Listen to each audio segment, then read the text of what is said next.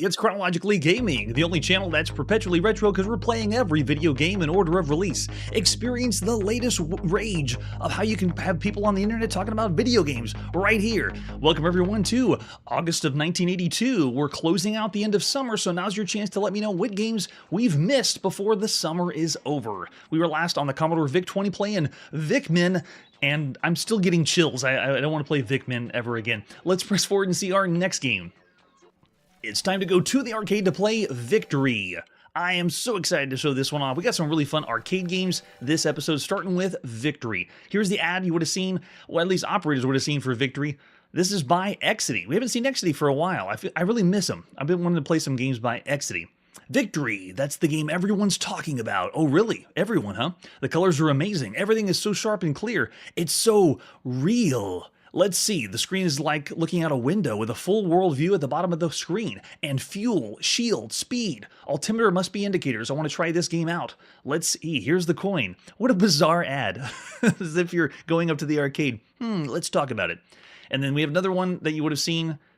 This one is a blatant ripoff of Star Wars. We got the snow speeder over on the right side. Very nice touch. Exidy is they do this all. They've already done this. They've literally ripped off Star Wars with some other arcade games. So it's no surprise that there's a snow speeder on the game for Victory. But in the game, you don't look that way at all. It's just the ad. Trying to get more people to buy it for your arcade. Victory is the beginning of a new realm of high sophistication in video games. We have player difficulty level, vanity table, lighted control panel, the track wheel, which I guess that's a way of saying a spinner or a knob. We have thrust, the doomsday device. We have shields. Complete speech in the game. For the first time, startling clarity. So they're saying or boasting that this game's going to talk better than all the other arcade games out there. It also has battery backup memory, operator's convenience package. Look at all this. So many things from Exidy. Now, usually we rate the games on just the gameplay itself, sound and graphics and so forth. But we also rate the games on the technicality. Because we started since the beginning, 1971, playing every video game. We also rate these games on how much they're moving forward technologically to make games more impressive. And this one is a big leap. So there's the example of the arcade cabinet. That is a terrible picture of the arcade cabinet, but the control panel, you can see what we control this. You have a spinner that spins the ship around. We have a shield button. We have the thrust and fire, and then we also have a doomsday button. Really cool, kind of reminiscent of a lighter button control panel than what you see with Defender. So it's the idea with lots of buttons to mess around with, but this one controls and plays a little bit like Asteroids, spinning your ship around. Yeah, look at that. Lots of controls, rotating left and right. There's the arcade marquee for Victory, still doing the snow speeder. Love that, nice touch. With an example of the screenshot. So we have a manual. The manual is the operator manual. We got a little bit of artwork in here, which is kind of nice by Exidy. Let's see if they tell us about the game itself. Operation, accounting, attract mode. If we scroll past all of this, this is the test information, diagnostics, a lot of technical information that we've seen before, but it does tell us about the game. Players with their battle stations. And then there's all the settings for the buttons, free play, demonstration mode. After you go through the free play, the high score table remains whenever you play, which is a nice touch. And then total coins, 1 and 2 player games. Yeah, there's a lot of info here. This is a very technical arcade cabinet. I feel sorry for the people that had to set it up. So after you deposit a coin, you push 1 or 2 player to begin play as the cadet on the Battlestar, the most maneuverable spaceship in the universe. Your mission is destroy all enemy ships. Some enemy ships add to the challenge by dropping paratroopers to the ground where they release the lethal quarks. Quarks, they're locked up in the land bunkers. Once freed, the quarks head straight for the Battlestar. At his defense are unlimited bullets, the doomsday device, which kills all enemies seen out the cockpit window, and a shield which protects the Battlestar from all threats for 3 seconds. So we got doomsday, we got shield, and the fuel supply are limited. So we actually have to fill up on fuel, a la like Scramble, but doesn't play like Scramble. 3 doomsday devices, 4 shields are given in the outset. After all enemy skins in a squadron have been destroyed, points are awarded for each quark not released, and the cadet is promoted to a flyer with new world to defend. So this one goes from world to world, so it gives you another way to see something new in the game. Really cool touch. Further promotions from flyer to squadron leader to wing commander to ace. Wow, we could be wing commander if we wanted to. And there's another manual that I couldn't find. You can see it says detailed play information on how to master Victory, a pilot's guide to game strategy, but I'm not able to find this. So if anyone knows where this manual that came with the operator manual, let me know.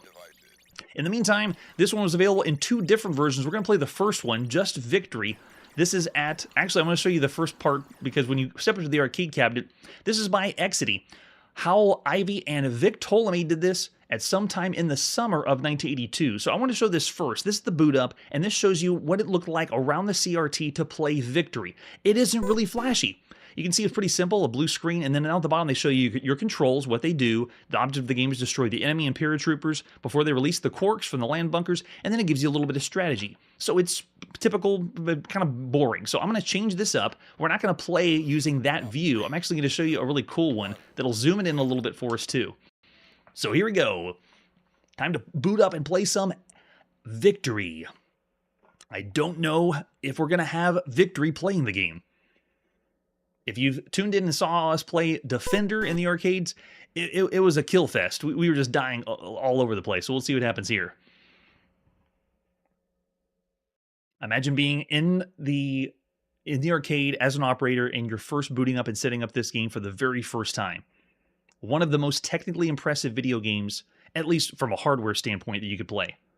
And it's possible this was released earlier. This could have been... Oh, they give us a little sound test. Nice. This could have been earlier in the, even slightly before the summer.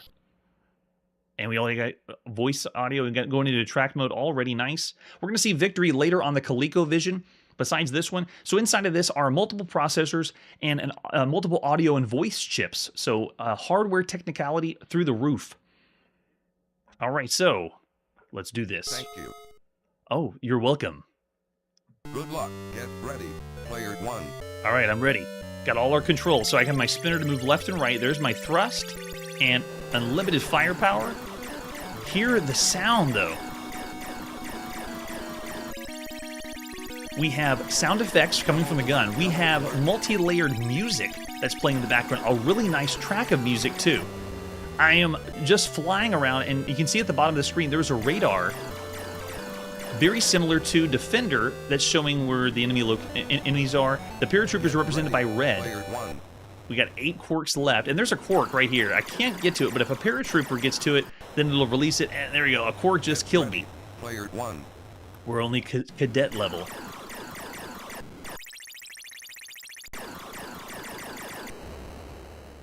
But play control is very similar to Asteroids, that I can move around. I have a thruster button and a fire button, but we do have extra ones, you know, like I have my shield. Up. 3, 2, 1. Wow, and counts down right when my shield runs out. Then I blow up. 1. And then we also have, let me see if I can get some more enemies on the screen. There's a few over here. We use the Doomsday device and just explodes everybody on the screen. Fantastic. But you can see we are scrolling freely across the world.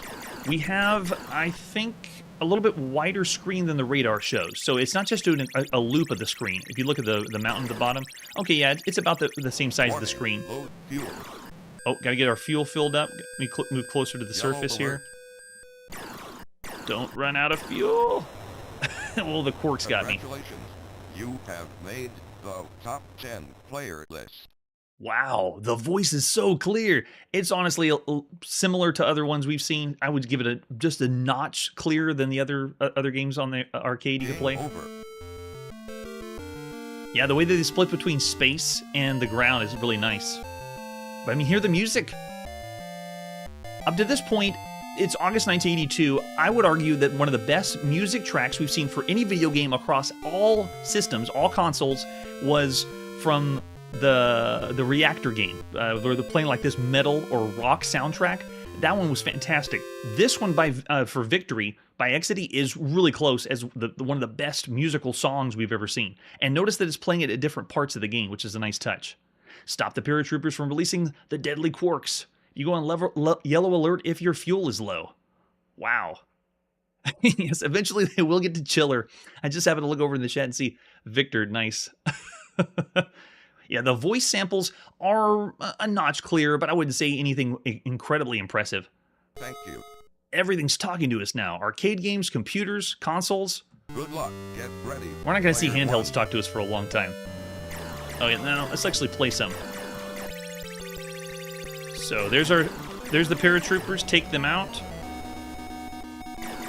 Oh, you got a quark loose. Got him. Okay, good. Wow, but the incoming fires so fast. You can see another one's over here. There's our paratrooper. These fast flying, looks like cats that are red in the sky. But just like Defender, you're having to keep an eye on the radar and the main screen. There is a lot to see and play. This feels like a very different experience for all the other arcade games we've seen. Just because there's so much going on. It is truly a combination of Asteroids and Defender. Let's see if we can get our fuel before... Emergency. And they're talking to us more than the IntelliVoice on the Intellivision. Oh, gosh. Get ready, player 1. And it's a very different control scheme. Asteroids was just using buttons, and some of the other games we play have only used buttons, like Omega Race. You're not using a spinner to control, so it feels... It feels even more technical. You have, I believe, 256 different places that you can move around. Man, considering the other games we played on home computers that are programmed in BASIC, and they have tile-based programming, so it's very, very choppy. This feels like a dream come true. All right, so we got one more enemy. Come at me, man. Yellow alert. Yellow alert. All right, we got more of them come down here. Load fuel.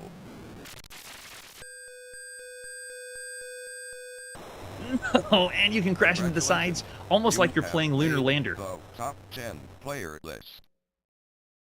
I love that you can use the spinner to put your initials in. And it works really well. Game over. So amazing. Yes, that's true. I agree, Manly.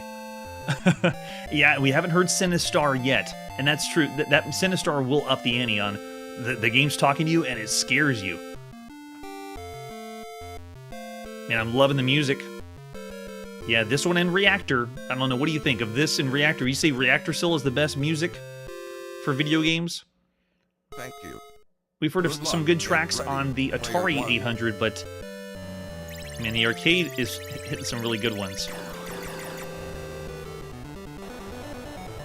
You gotta avoid incoming missiles. In a way, it's also because of the fuel supply, very similar to Scramble. The way things coming up from the bottom missiles are attacking us.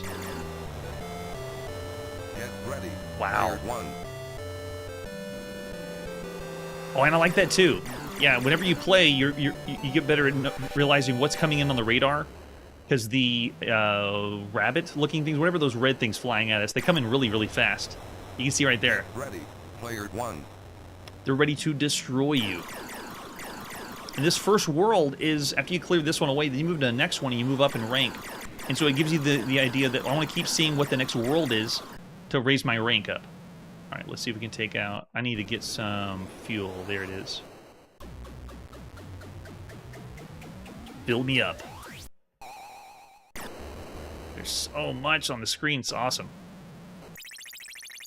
So I got another paratrooper that dropped in.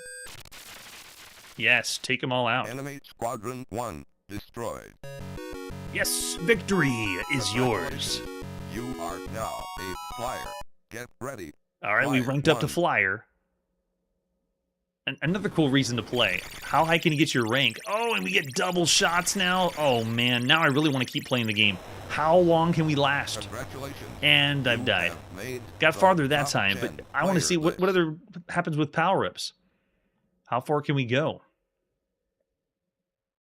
Man, that's so much fun. Game over.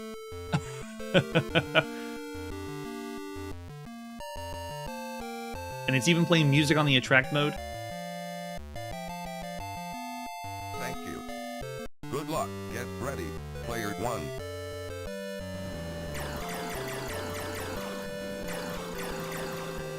I don't know how I dodged that one. But you want to do a combination of everything you have. 1. Shield down.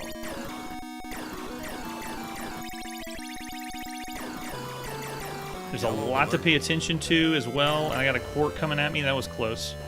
Shield up. Warning. 2. Yellow alert. Shield. All right, gotta get to the fuel. Take out a... Oh, and I ran into the radar. Player 1.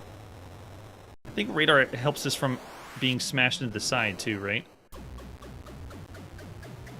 Wow.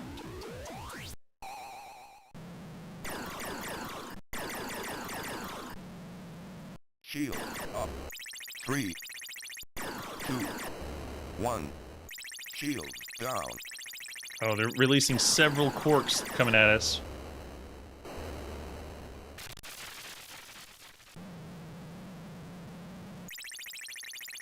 Yellow alert.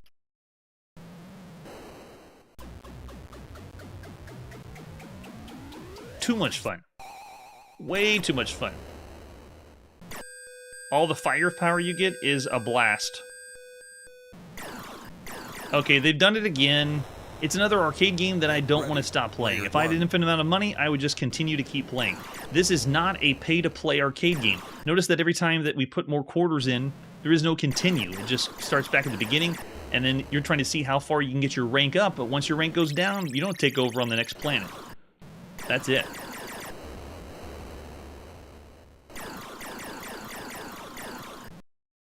Alright, let's see if we can get down. Warning, There's another low one. Fuel.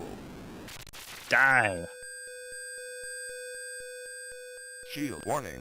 Low C3. 2. Emergency 1. Emergency. Uh-oh, we're not doing good. Where's the fuel? Auto fuel. Get ready. Player 1. Yeah, I'm with you. It could be a lot of quarters for sure. Auto shield.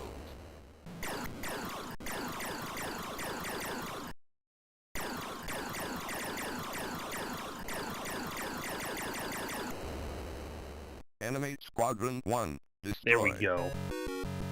Victory is yours. Congratulations. You are now a flyer. Get ready.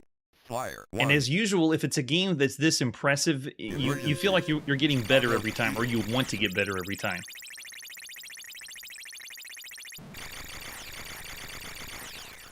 Let's see, where is everybody? Oh, my Doomsday device. Oh, it's out. Congratulations. I didn't pay attention to the have side. made So you see my scores top getting 10 higher and higher the player longer we list. play during this session, and that's exactly what would happen in the arcade. You'd want to best your score from you had before. Man, so much fun. Game over. Game over. That is really good. Of all the arcade games we played, Victory is way up there. It is definitely one of the best arcade games you could play up to this point.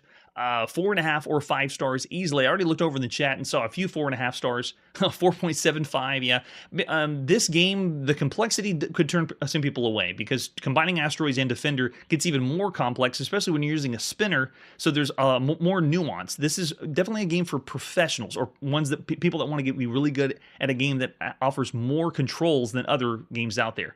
I don't want this game to be missed. This is one that should be in every arcade for everyone to experience, so I'm going to have to go 5. Of all the arcade games at this point, this is one of the best. It's tops. Victor's going 4.5. Yeah, I don't know why. We are going to see some later ones on the ColecoVision, but for arcade, I really need to have this one at high marks. It's fantastic.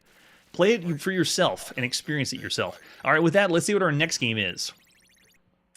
After going from the arcade, let's go back to the home computer. This is the brand new Commodore 64, and this is Viking. There's a new personal computer from Commodore. And actually, before we move on, I forgot about one more thing. Commodore 64. There's one more thing with Victory, and that is there's another version they released later called Victor Banana. And I just wanted to show you just briefly what this looks like. They modified the game where it's pretty much the same thing, but they changed all the sprites and characters. So Victor Banana was released later, and I don't know if anyone had any how widespread this was, or if anyone knew about Victor Banana, but it's I can explain that Exidy was a little bit more obscure than the other big titles out there like Taito and Sega and Atari, and so I'm sure that this one most people didn't even know about. It's already loading it up. You can see the dates displayed there. Sounds the same. They're doing the same sound test. Unit test passed. Just one more thing. There you go. So you can see Thank you. we're playing the game, but it kind of looks Player 1. the same as it was before. I mean, look at this. They just switched up the characters. It's candy-based. We look more like a lollipop. Yellow alert. But this didn't get sent to me as if it was a hack. This was sent like this was an actual release. Victor Banana was a real released arcade game. So if it was a real released arcade game, there you go. If it wasn't, then that's why we'll just play it a little bit. All right, now we'll officially move on. Here we go. Time to go to the brand new Commodore 64. This is Viking. Viking is something we've already seen, and this version of Viking, we don't have a real box for, just a reconstructed one. We do have the inside sleeve, though. It's a simulation for 1 to 4 persons. Each begins as a landowner, and by farming their land, buying and selling land, expanding their fishing fleet, building onto the manufactory, increasing their population, equipping and trading more soldiers, and regulating their taxes. Each player tries to increase their economic power and rank until one becomes ruler over all. But beware of plagues, rats, raiders, revolts, bad weather, and other misfortunes that may lie on the road to success. So you can play with 4 people. It's alternate play, and this ad says it was $20. Buy Prickly Pear. We don't have the official box, but let's pop in and play some Viking. This is by Bill Nolan at some time in August 1982. We've already seen Viking on the Commodore VIC-20 and the Coco, and so here's the Commodore 64 version. Yeah. Keep the dad jokes coming, Manly.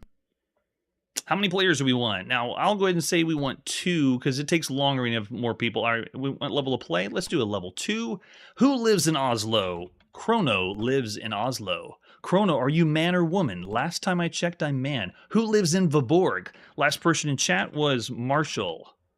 So Marshall lives in Viborg. I don't know who you are, but the demographic of my viewers is mostly man, so I'm going to say, Marshall, you're a man.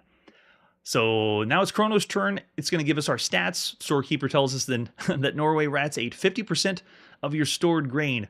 Darn those rats. He says he needs more ferrets to control the rats. Okay, thanks for the heads up. How many people are born and die? We gain 2 people. So it's going through the stats, just like we've seen with the other Viking game. Which boats we own. We have 2 guards whose totals, okay, it's giving us more information. We have a total of 2 ferrets. Wow, what a world we live in the Viking world. Now it gives us our options. Do we want to buy grain, sell grain, or continue? Let's go ahead and buy some grain. How much do you want? Let's do 20. So there's our grain. I'll go ahead and continue. Next is, what do we want to buy next for investments? Well, they said we got to buy more ferrets, so let's buy more ferrets. I'll buy another one and another one, and then I am done. And then it shows our symbols for what everything represented: the boat, the market, armory, and temple. Hitting the key to continue. Chrono's finished with the tax information showing the total amount of money or any changes we want to make, and then press G to go on. And then provide the people with a subsistence level diet. You have to distribute at least 1440 distribute. So how much do you want to distribute? Let's do 1,500 bushels of grain. And now my turn is done. Now Marshall's up as Marshal of Viborg. Storekeeper tells us that Norway rats ate 19% of your grain. What's going on there? You didn't get as much eaten than I did. And then how many people bored? How many people died? And then which boats we have, guards. And so you go through all your stats. He's got 2 ferrets, just like I do. And then now you make the decision how much grain you want to buy. Let's go ahead and buy some more grain. Let's buy 1,000 grain. And continue on. I think Marshall will be making better decisions than I will. And then now we can do investment possibilities. Let's go ahead and buy a boat. That takes us down a lot. And let's buy 5 guards. And then continue. And then it breaks down the stats, or it shows this screen. This will be your equivalent of looking at what you have. But right now we really don't have too much. And then Marshall shows the taxes. To make any changes on that, we'll go ahead and say G to go on. And then we have to distribute at least 1,450. So let's go ahead and do 2,500 bushels of grain. And then there's the standings. It shows the competition between Chrono and Marshall as who's going to be the better Viking. Pressing you can continue. And then we have the more information about our thralls, seamen, and traders, nobles, and priests. And then begins the next turn. We did 1 whole year, so now it's the year 751. And then Chrono makes his decision, and that's how you play. This kind of game actually works well right now. I like the menu-driven game rather than having to type in different things to play a management simulation. So this is a very well-done management simulation. This is the only management simulation that involves you being a Viking. So if you wanted to play or be a Viking in August 1982, this is the way to do it. And the Commodore 64 version is pretty much like the Commodore VIC-20 and the TRS-80 Coco. So I'm going to say, of all the games you could play, it's around average. 3 stars, considering everything you could play on all home computers right now. third more built-in Yes, memory we haven't than even the Apple touched II. the surface of the Commodore 64. There is so much to become of the Commodore 64. Let's see what our next game is. Time to go to one Commodore to another. Here's the Commodore PET, and this is Vortex. Vortex is a really interesting game. This is so hard to come by and so hard to find. This is not to be confused with Vortex on the Apple II. It's a completely different one. The enemy is at the center of swirling rings of energy. Your mission, penetrate and destroy. And it's also an ad for another game called Phantom Fighter. This is a company called Magic Carpet, which is really hard to come by. And not a lot of information about this company. This is one of the first female-owned game companies ever of all video gamedom. All I have for information on this game for Vortex is this ad, and that's it. There's nothing else. So we're going to pop in and play some Vortex by Kate Higby and Robert Carr at sometime in August 1982. Published by Magic Software. Magic Carpet Software. All right, so the Commodore PET, it says on the sides this is the 2001 series, but we're way beyond that. This is like the 4032 model that we're playing on right now. And the controls we're going to be using are 4 key to move left, 6 key to move right, and the shift key to fire. Hit any key to start. Here we go. We got a little cutscene, nice touch. Cool, I got firepower. Look at this. So I'm moving left and right. The character I'm playing on, oh, I thought he was animating the walk movement when I was moving, but no, he's constantly running. But I can fire as much as I can. All the little shots that come down from the UFO are creating mini explosions that I gotta avoid, but I need to break through all the defenses and destroy the UFO at the top. It's getting close. Got it. There we go. Now, of all the games we played on the Commodore PET, the shooters like this are kind of few and far between. This is the shooting or fixed shooter genre is more of something we see on the TRS-80, but not really on the Commodore PET. But this one's done really well. The effect of the shield and the wave at the top is really, really cool. And even though we're playing this on the controller, this was working really, really well. I'm sorry, we're not playing this on the controller. We're only doing this on keyboard. It still was controlling really well. Moving left, right, and fire. Uh-oh, it's getting lower. This isn't good.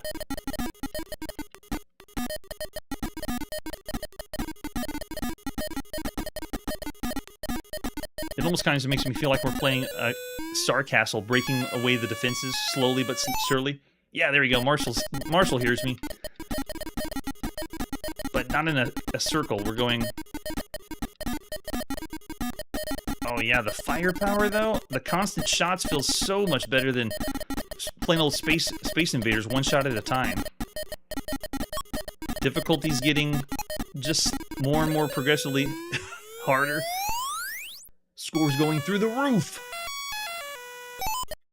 Okay, I thought it was gonna get lower and lower, but I guess not. Yeah, just keep mashing the fire button, you'll be alright.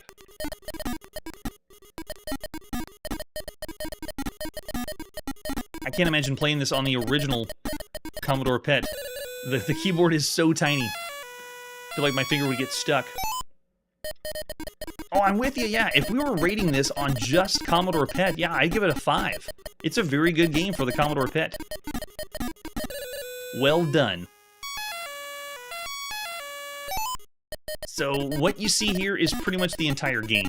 There isn't any other modes, but from gameplay I've seen online, the other people that have booted this up on actual Commodore PET, they never really got past this level, if there are other levels, anyway. Well, at least we can get a game over to see what happens, because we are surviving, at least. I'm avoiding the nuclear explosions pretty well.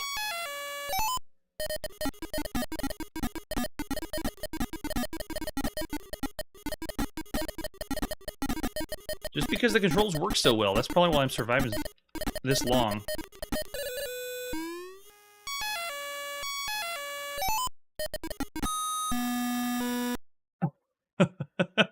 So there you go. Vortex on the Commodore PET. Of all the games you could be playing on a home computer, it's alright. For the Commodore PET, though, this is very impressive. We do not rate the games based on everything on this one computer, but I would still say around the average range for all shooters. It does well enough, and it kind of reminds you of something we'd play on the TRS-80. So I'd still say 3 stars of all the games you could be playing across everything on all computers. It's pretty cool. Mikey's already going 3.5, 4 for Victor. Wow. Yeah, you like the UFO personality? Extra star. Throw it in there. 4 overall for all home computers. Wow. Yeah. Yeah, limited platform. I'm with Manly on it. Yeah, it's the platform isn't holding up too well. Based on all the trinity of computers that started in 1977, the Commodore PET is the most lackluster one. TRS-80 and then Apple II. All right, let's see what our next game is. Time to go to the United Kingdom on the Commodore VIC-20. This is Warlock. Warlock is another one of the titles that's part of the Innovative Cassette 2 by Clifford Ramshaw. There were 7 games included in this cassette, so here we go. It's time to play Warlock at sometime in August 1982. After all the games we've seen on this cassette, I'm not getting high hopes for it. You've been transported somewhere in the Warlock's cave. What? I can barely see the text. Dark blue on black? This is bad. Live as long as possible gaining treasure and killing monsters. Please press any key. Okay, treasure, spells, strength, score. Okay, they're throwing slight role-playing elements in. We can go left, we can go right, or we can go straight ahead. They only give us 3 options. All right, let's go left. You can see a dumb-looking blue werewolf. He advances. Do we want to attack, retreat, or use a spell? Let's attack the werewolf. And we're dead. That's terrible. That is the fastest death. Are we done? Is that the... Yes, we're done. And you know what? That's all I'm going to do for Warlock. Warlock is a very, very simple menu-based, or menu, like commands. You pick from a few pieces of the menu. But it's extremely simple, and it's just not programmed very well. It is part of a compilation, so I'm going to have to go in between broken and bad. 1 star. We didn't take very long to play Warlock, but that's really all you need to play Warlock. Yikes. And the dark blue on black. Not a good sign. Let's see what our next game is. Wow, too cool. Time to go to Japan and play on the Commodore Max machine. It's a Commodore kind of night, I guess. And this is Wizard of War. Wizard of War we first saw in the arcade in the very late 1980. And since then, we've played it on the Bally Astrocade in August of 1982 with The Incredible Wizard. This is the very first computer version of the Wizard of War. Check out that front of the box. That almost looks unreal, like it's not a real front of the box. This is a legit scan. At this point, the Commodore Max machine, they realized that this system is not going to sell well, so every title now, they've been putting Commodore 64 and Max machine on the box, which is kind of funny. Nice touch, Commodore. There's the cartridge we're going to pop into play some Wizard of War. Oh, so cool. It is not going to look like this, though. It's going to look like that.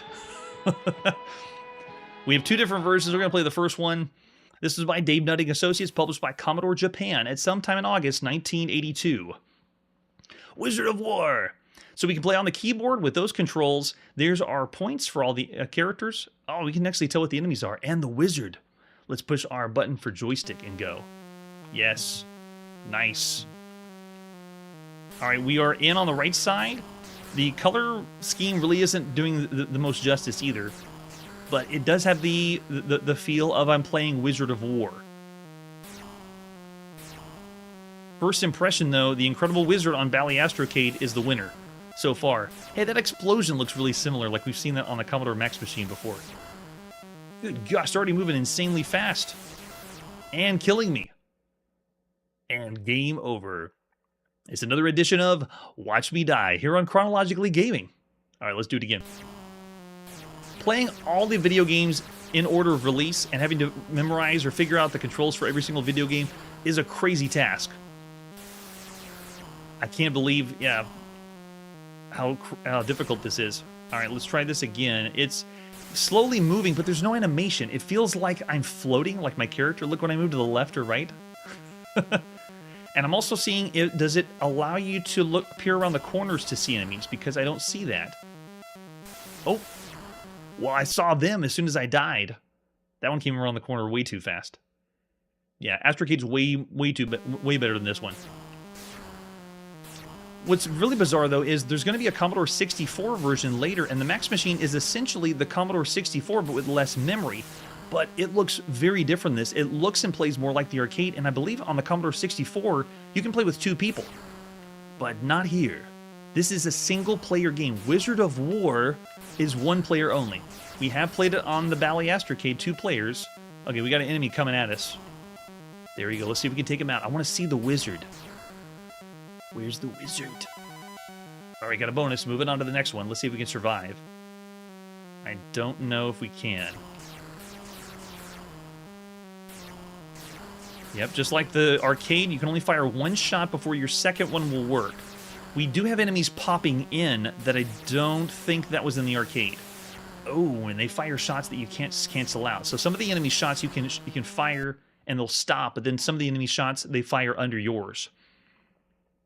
Yeah, that was the best part of Wizard of War, the two-player at the same time, working together or competitively.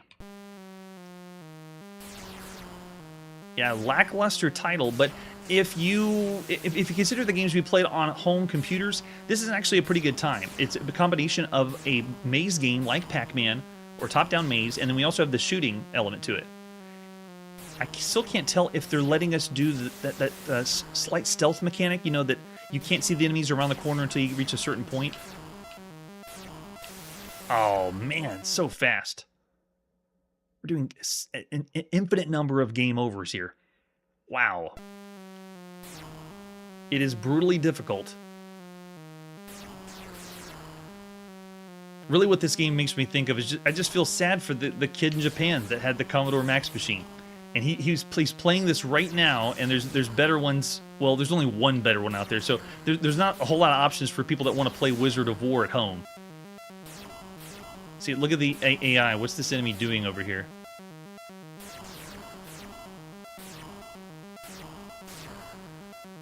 In a way, it kind of feels like this is the perfect Commodore Max machine.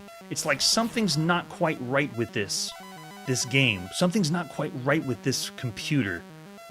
And I can't put my finger on it. I don't know what it is, but there's something that's not polished about this. Maybe it's because I'm not animating whenever I move. But it's still pretty good. If you want to think of what we played so far, and for other games that you could be playing on a home computer, like other shooters. Man, they speed the stuff up so fast. I wonder if the version 2 changed some bugs on it. Wow. Gosh. That's a good point. It does look rushed. Yeah. All the way through, maybe a 3.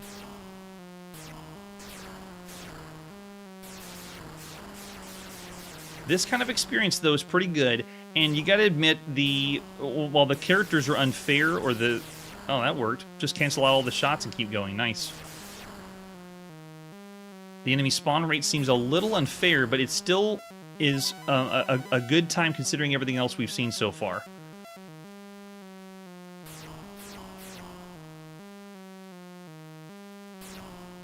Oh, but the music. They're using the SID chip to play 3 chords back to back. Wow.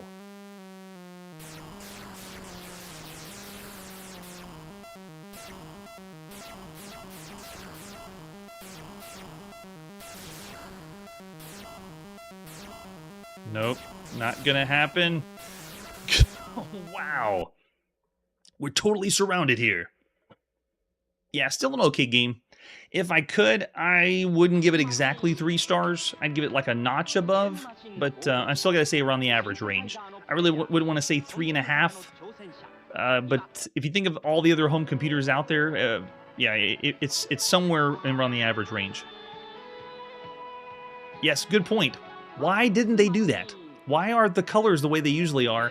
And there's lots of things that feel like it's not finished yet. So just for fun, let's do the second version 2. Does version 2 fix anything? Let's pop in the new cartridge and see if it does anything new. So far, title screen looks the same to me. I'm still not animated. I still have the same sound. Yeah, I'm not. It looks and plays the same as the first version at first glance. Can't tell. Yeah, I'll still have to keep it around the average range of all the games you could play on a home computer. Something's off about this, but it is the perfect game for the Commodore Max machine. I wonder if this was the killer app, because you couldn't play Wizard of War anywhere else. Alright, so after that, let's see what our next game is. These families families are learning about home. All right, time to go to the Atari home computer. This is Zardon. Let's take a look at Zardon. It is another game by Crystalware. This one's done by John Bell, I believe, and all we have is the ad by Crystalware. There is no official box for this one. There it is, Zardon. Cost $50 at the time. In the far reaches of space, an asteroid called Zardon. It is held by a fierce race of cyborgs, highly sophisticated androids. If they're highly sophisticated, they should know how to spell their name right. This space rock is honeycombed with countless caves. In the center is the rare Simeon Jewel from the place of the Meshim on Mars. The passageways are guarded by banks of laser gunners, scramble fields, high-energy voyeurs, and to win, you must safely navigate your vessel to the center of Zardon and figure out how to get the jewel. And as far as artwork goes, that's all we got. Time to pop in and play Zardon. This is by John Bell and Winchell Chung, published by Crystalware at sometime in August 1982. All right, Zardon is going to be known later as a game called Vorak by Avalon Hill, and I think we're going to see that in 1983. But this is the first one. We kind of see this with Crystalware games. All right, are we in? Whoa, the game just starts. I didn't push start on the home computer or anything. There's no options. You just go. The game is in. All right, so I'm on the left side as the single ship, slowly moving up and down. I have a terrible fire. What is the... Look at my little my little lightsaber that pops out. That's my fire. Do I have anything else that is being used? No, that's all it is. We make our way into the magnesium mine. Fly over a little bit more to the right here. Let's see, can we shoot these mines? We can, take those out, nice. Very interesting though. The 2D scrolling is kind of like Super Cobra and Scramble, but I'm not having bombs that I drop. But my shooting really is limited. It's not very strong. Look at this, I had a laser field to make my way through.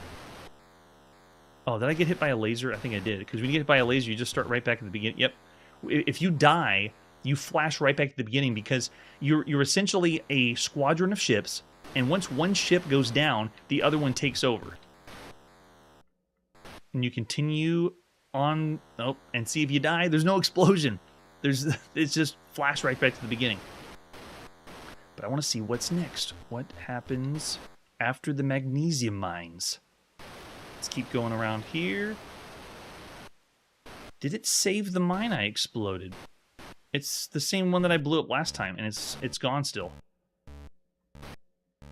I'm going to raise this up a little bit so we can... There we go. Get the sound effects. All right, we made it. It's very difficult to tell whenever you die, though. Because it just flashes you right back to the beginning again. All right, make our way up here. So now we have another area. So this is exciting. It's a 2D scroller, and it's changing up what you're going to experience. Like, what's going to happen? I don't know exactly how I can fly. Oh, you can. Okay, so you can touch the blue, but they go on the black. Got it. All right. Let's make our way here.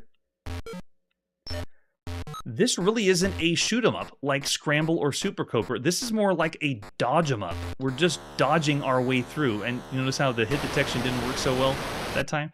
It is saving, though, what we've exploded. So whenever you have another life, it really is like you're taking over where the other person left off. I bet it's going to be gone here, too. Yeah. So the game is saving your progress as if you were the next fighter that's going into the planet, trying to get to the center. Oh yeah, we haven't seen that game.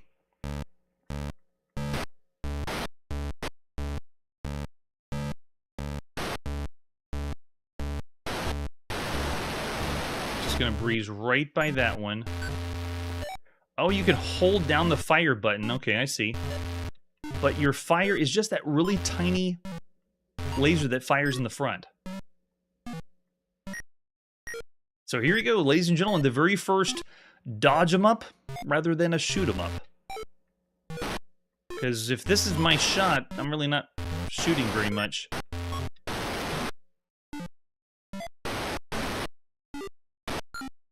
Very cool though, because if you do take some these mines away, then the next person, darn, I hit it again. Then the next person that goes will have an easier time. So that means I could take more of these out. And then every time you play, when you get, you can survive long enough, you make it easier for everybody else that plays. So cool. That's a good point, though. The checkpoints. When we play these in these kinds of games in the arcade, or even some of the games we played on home computer, they give you a checkpoint so that you can take over where you left off. And this means that we have to go through each section all over again.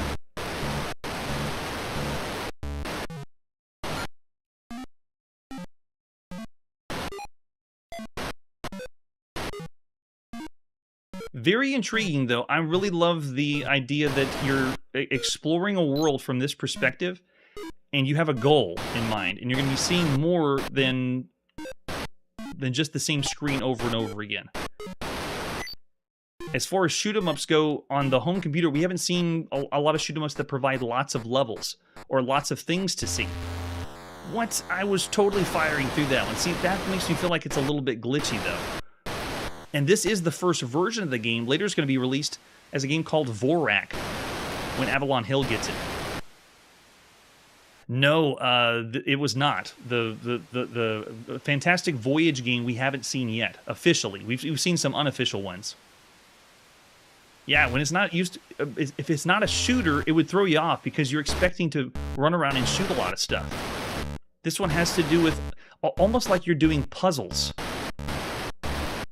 Firing, or not firing, you're like doing dodge puzzles with your ship.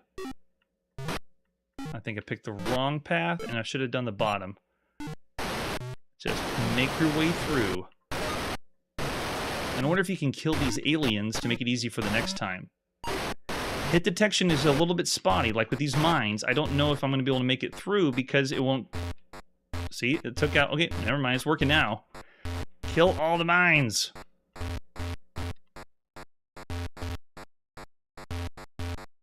I love it. All right, so now we got another path. And then another one. Oh, yeah, so cool. To see what's next. Oh, look at this. I don't believe it. We're breaking. Whoa, and it has a little mesh to break through, too. Too cool. All right, so I'm going to rate this pretty much the same we're going to rate Vorak that comes out in 1983, too. Errol's going back to 2. I also like how this is different. It's not just a shooter, and it's encouraging you to play and get further in the game. Okay, I'll stop there. You can obviously tell it's a little buggy, but honestly, that's kind of what Crystalware does. Crystalware does buggy. That's kind of their thing. So I'm on board with this. I like the idea of seeing whatever's next. Thanks, Mikey. I got to go up on this because I'm going to rate the same as if when they do get the bugs fixed, because Crystalware would sometimes release games that had really poor approval rating from people that played it, and then they released a bug fix later. And this would be another title that's like that. Yeah, but you can see it's a title I want to keep playing. I want to keep moving on. So I'm going to say 4 stars of all the games you could play on a home computer. The horizontally shooting game, we've seen lots of them. A lot of them play kind of like Defender. This one's playing more like you're exploring a world. And how long does it go? How far can you get until you get to the center of the world? I want to know, and I want to continue to play it. Love it. All right, so after that, let's see what our next game is. Time to go back to the arcade and play Zektor. Oh man, Zektor is another fantastic game. Let's take a look at the advertisement flyer. The brand new release of Zektor. There we go. You've encountered Eridonius. You will not take it from me. The bewitching graphic faces and chilling voices of alien robots dare the player to liberate the 8 cosmic cities the robots defend. Now comes Zektor, the player's ultimate journey into a totally new realm of video game cosmos. Never before has a challenge been so great. Man, they really give these advertisement flyers so flashy, right? Gets you all hyped up. And we flip it over the back and he gives us a few screenshots and how to play the game. Zektor challenges the player to recapture 8 cosmic cities that have been seized by an evil cadre of alien robots. In order to liberate each city, the player must defeat 3 attack waves of enemy fighters and robo-probes, which fire lethal zigzag-shaped zizzers at the player's ship. 3 types of moboids can bounce, spin, or explode the player's ship. The talking male and female robots themselves can be neutralized between rounds by firing through slotted tunnels in protective revolving barriers, kind of like Star Castle. Another reference for Star Castle tonight. There's the example of the arcade cabinet for Zektor and the control panel. All you need to have is, hey, another spinner. It's a spinner night here. We got thrust and fire, very similar again to asteroids. There's the controls, and then the arcade marquee for Zektor. So cool. Oh, nice. I like the artwork. And then, of course, the face that's going to tell you what's up. Here's the manual for Zektor, done by Sega Gremlin. So we have game concept. They're going to tell us what it's all about. As usual, these manuals for the arcade are pretty technical in nature, showing you how to set it up, make sure you got all the pieces and all that. Let's see. Oh, yeah, we don't need that part. Game concept. It's a 1- or 2-player game that tasks you with the liberation of 8 cities that have been seized by the evil cadre of alien robots. Defeat 3 attack waves of fighters and robo-probes. In addition, we'll encounter 3 types of moboids. Green ones, blue ones, and red ones. After you defeat 3 attack waves, the alien robot holding that city will reappear within rotating protective rings through which a slot shot neutralizes that robot, awarding the player a bonus ship and advancement to the next round. And it breaks down the point values of all the rounds, and when you've lost your last ship, it's game over. Time to go to the arcade and play Zektor by Sega at sometime in the summer of 1982. Oh man, I'm excited for this one. So this is the full spectrum of what you see around your CRT to play. Bask in the cool colors and the glow, and even they have the instructions down here at the bottom for us, telling us how to play, kind of what we read in the manual, just a little bit, because it's a fairly complicated game. Looks really similar to games we've already seen in the arcade, and this is kind of an amalgamation of several arcade games.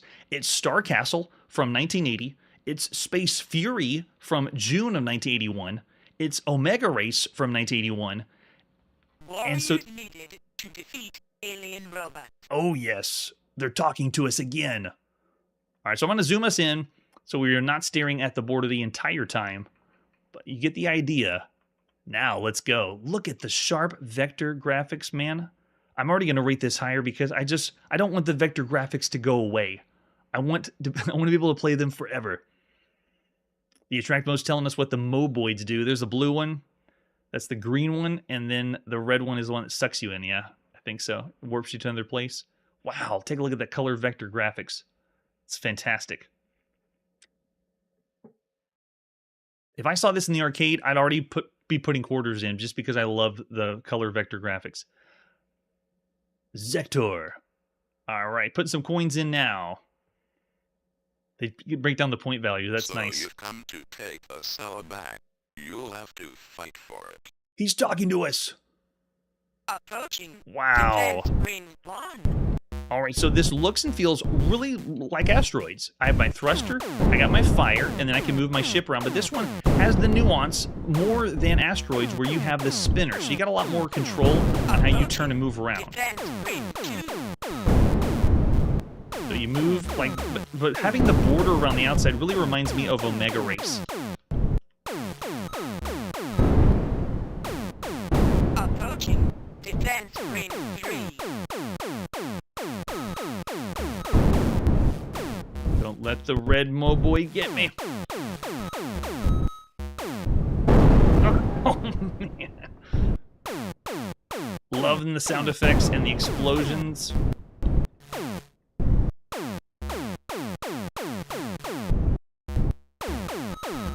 Approaching the city. Here we go. We're going in. Oh, I almost had it. Now we have the outer rings, very similar to Star Castle, and you have to break down the defenses to get the shot at the face in the middle while dodging the missiles that come at you. Ah, another warrior attempting to regain Betos. You will not take it from me. And it also shows you the difference between quality of voice at this time. Going from Victory by Exidy to this one. Man, this is so much fun. It is really difficult to do a live show where you want to showcase a video game for a few minutes if the video game is really, really good. I've had people ask me, what are you gonna do when you get to video games that take, 40 hours to complete? How are you gonna showcase that for a few minutes? I don't know. I have no idea.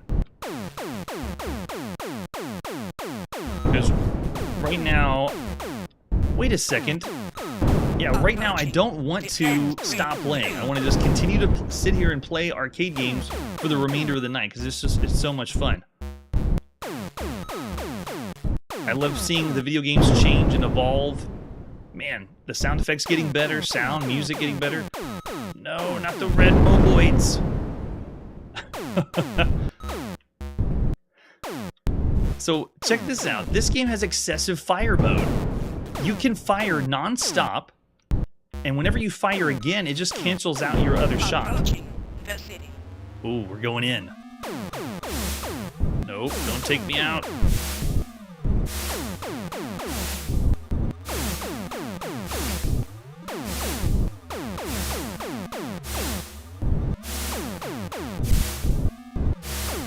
Oh, we missed it. So if you're not fast enough... My world now. Prepare for battle. So cool with the different faces that come up.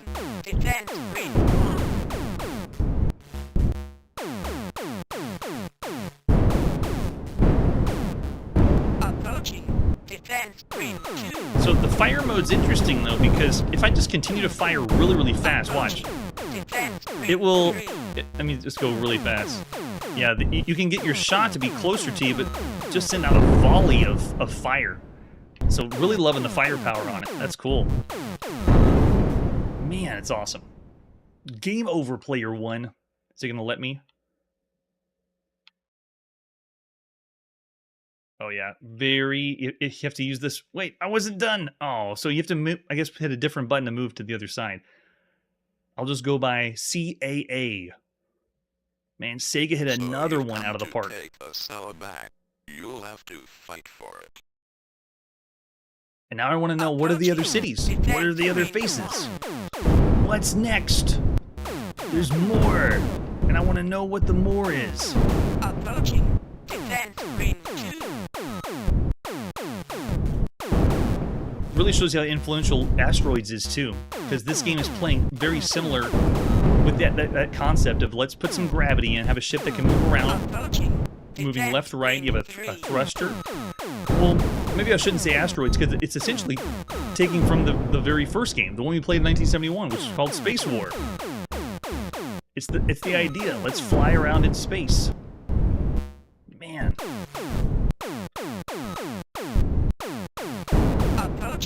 The city. We're going in. Now with the talking, it does sound like Proto-Sinistar. Another warrior attempting to regain If you Betos. lose your chance, though, it just goes right to the next face, and you get to fight someone again. Approaching Yeah, defense this ring is 1. Sega, but it does feel like we're playing Atari. Wow. So there you go. That is Zektor, another game that I just want to continue to play until a few more hours from now and not stop playing. Of all the games that we'd play in the arcade, I got to give the nod to this one as well. I got a soft spot for color vector-based graphics. The controls are fantastic. We're using spinners, which work really well. It's more fine-tuned than you can play for Asteroids, and I guess it's your preference. Some people prefer the buttons to move left and right, but that fine-tuned control to move around is really nice. 4.5 from Errol, 4 from Curtis. Manley's going 4.5 as well. Yeah, I'm still going to say it's one of the best arcade games. I wouldn't say as high as 5, because this is pretty much formulas we've seen before, kind of like Asteroids. There we go. Zektor's final robot isn't a robot at all. It's the alien from Space Fury. No way. Spoiler alert, Mikey. Come on. We'll still say 4.5 stars of all the games you could play in the arcade. That is a blast. And sadly, we got to leave the arcade, stop our video game playing, but tune in next episode where you must prepare yourself and create a capable party for the most anticipated follow-up of the video games for the entire year. That's it for today, and like I always say, be sure to copy that floppy. Hey everybody, thanks for checking out the channel and joining me on my quest to play every single video game in order of release. We'll be streaming live every weekday at 9 p.m. Central, so join us and let us know if we missed any games along the way. This video would not be possible without Launchbox, RetroArch, and MAME. Tell all your friends there's some crazy guy named Chronologically Gaming trying to play every single video game. We have links down below that'll send you to places like our Discord and Patreon, and one that says all the video games we've ever played. If you go there, it's a list of everything, and you can click right to the game you want to see. Chronologically Gaming is the name to look for. We are perpetually retro, and we will catch you next time.